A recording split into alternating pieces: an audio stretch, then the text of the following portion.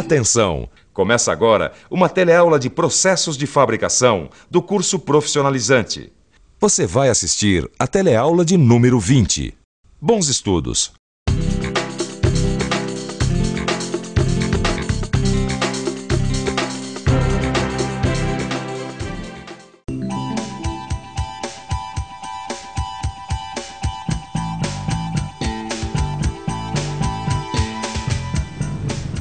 Já não é novidade para ninguém que hoje em dia os automóveis são feitos com a ajuda de robôs industriais.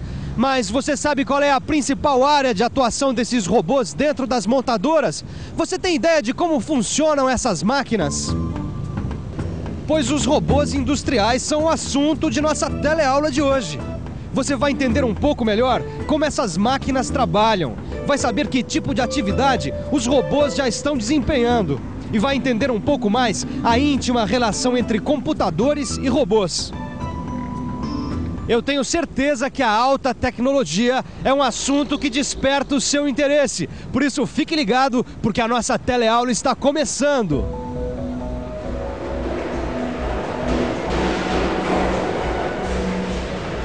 A nossa teleaula de hoje vai falar de alta tecnologia.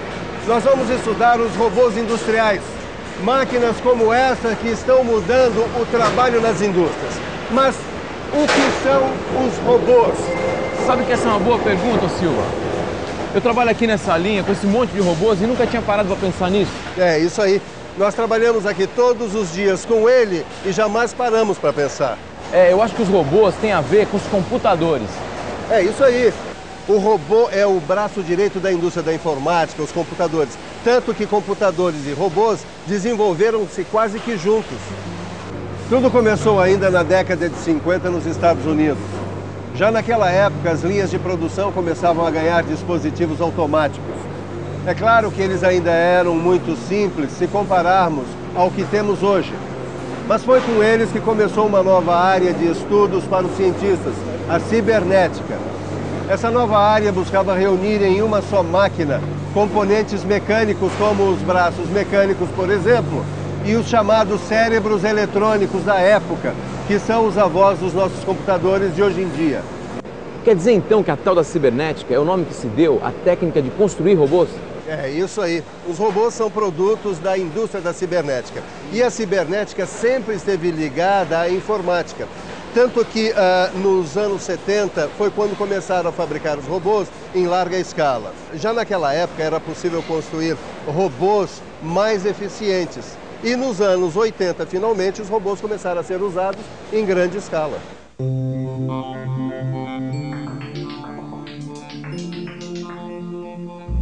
Os robôs são dispositivos mecânicos formados por peças móveis e articuláveis. O conjunto é controlado por computador.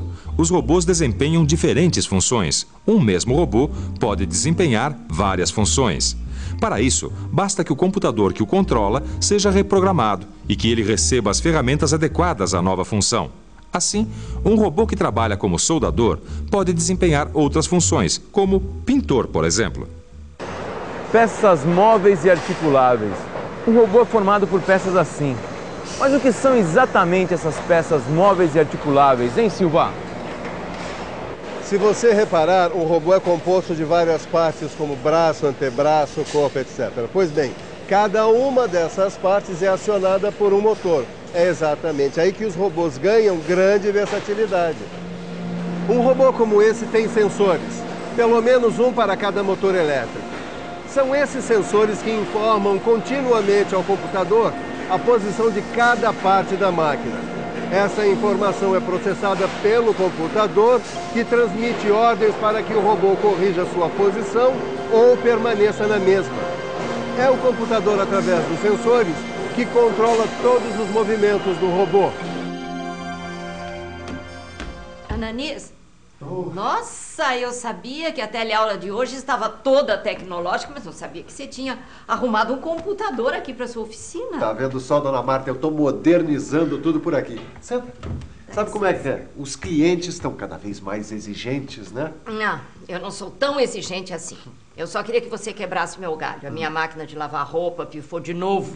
Queria que você desse uma olhada. Eu sei que você está ocupado com encomendas, clientes, mas se você pudesse dar uma olhadinha. Claro, dona Marta, vizinho é para isso mesmo. Agora, dá só um tempinho que eu estou olhando nesse livro aqui um pouquinho da história dos robôs industriais. Robôs industriais? É, os robôs que estão mudando a produção nas fábricas. Quer ver? Eu quero. Olha aqui, dona Marta. A história dos robôs industriais começa por volta de 1960, quando surgiu uma máquina projetada para carregar e descarregar peças. Com a tecnologia disponível na época, o robô não conseguia desempenhar funções mais complexas. Mas com a chegada do computador, os robôs ganharam muito mais autonomia. E hoje eles desempenham funções que eram impensáveis até pouco tempo atrás. Os robôs de hoje já conseguem carregar mais peso, têm movimentos mais precisos e mais rápidos que o do homem. É por isso que deu no jornal que os robôs estão substituindo não sei quantos operários. É isso mesmo. Os robôs vêm substituindo o trabalho humano cada vez mais em várias funções. Olha, eu estou aqui num ambiente de simulação industrial. Aqui, uma linha de produção industrial automatizada é estudada em detalhes por profissionais que depois vão utilizar esse conhecimento na indústria. Vamos conversar com alguém que realmente conhece esse assunto. O senhor Thomas, que é professor aqui do Senai, do Centro de Automação Industrial. Professor, a gente sabe que hoje em dia as indústrias, como por exemplo a indústria automobilística, vem usando os robôs cada vez mais. O senhor acha possível, hoje em dia, conceber uma fábrica sem robôs? Dependendo do ramo de atividade que essa indústria desempenha, é muito difícil você conceber o trabalho hoje sem robôs. Porque existem muitos trabalhos que são repetitivos e são extremamente exaustivos para o homem. Hoje em dia já não tem somente esse objetivo, e sim o objetivo de garantir competitividade à indústria, de garantir que ela tenha uma repetibilidade de resultados. Então hoje em dia o robô ele é muito utilizado na indústria em função disso também.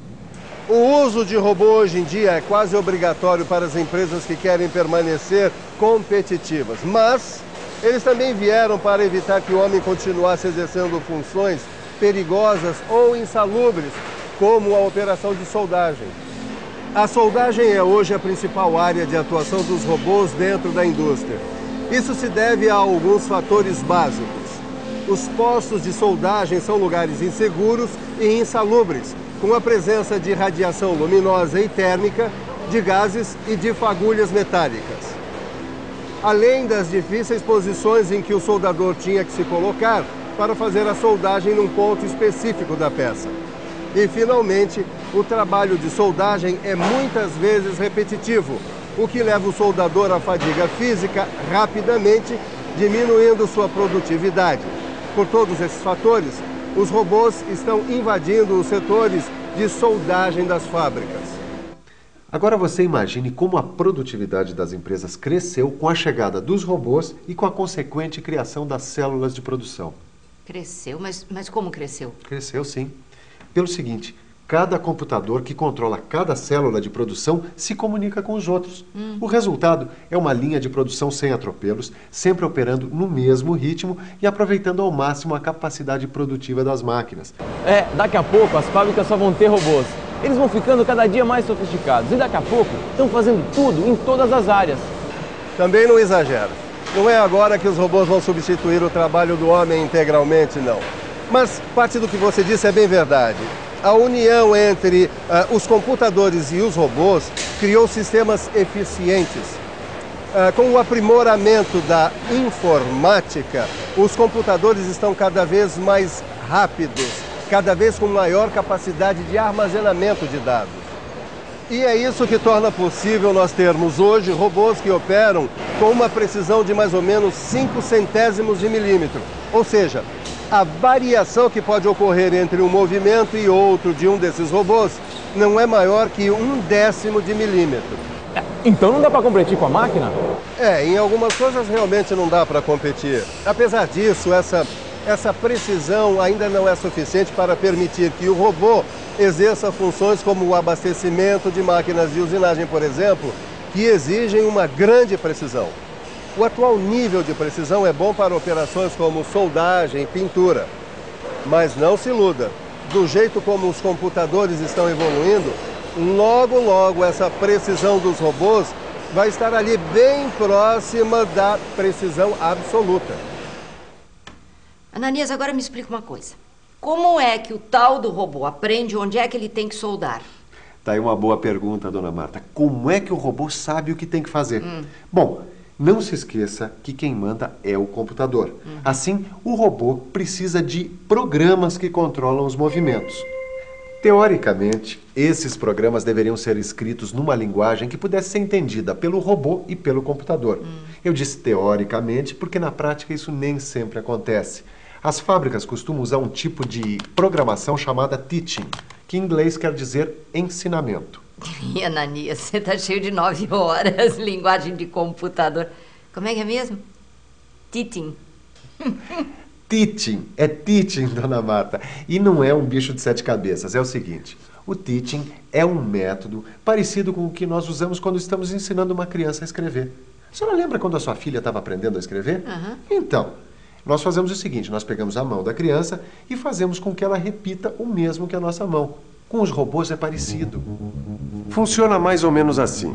Vamos imaginar uma carcaça de carro que precisa receber a soldagem em alguns pontos. Da primeira vez, nós levamos o braço do robô manualmente até cada ponto. A posição de cada um desses pontos é armazenada na memória do computador. E pronto. Depois de passar por todos os pontos necessários, o computador já vai ter armazenado informação suficiente para daí para frente controlar o robô sozinho. Os robôs vieram para ficar.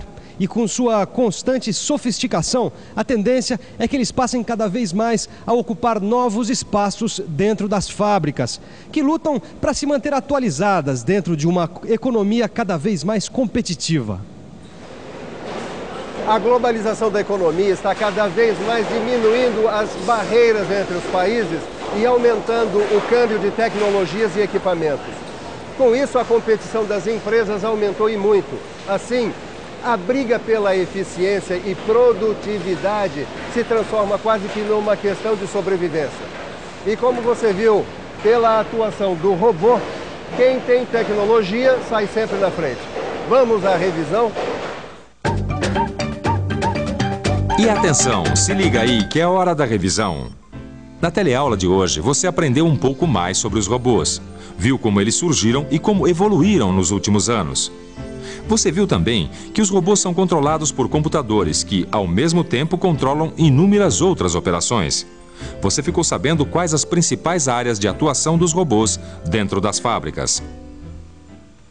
É isso aí. E você não pode ficar para trás, hein? Com essa economia cada vez mais competitiva, a gente tem que estar sempre estudando, sempre se atualizando, sempre aprendendo coisas novas. Essa é a última aula desse módulo de processos de fabricação. E a gente espera que você tenha aprendido um pouquinho mais sobre fundição, processos de conformação mecânica e soldagem. Ô, Ananias, a minha roupa tá lá na máquina, vamos? Vamos sim. É isso aí, hein? Não se esqueça de aprofundar os seus conhecimentos. Bons estudos e até a próxima. Vamos, dona Marta.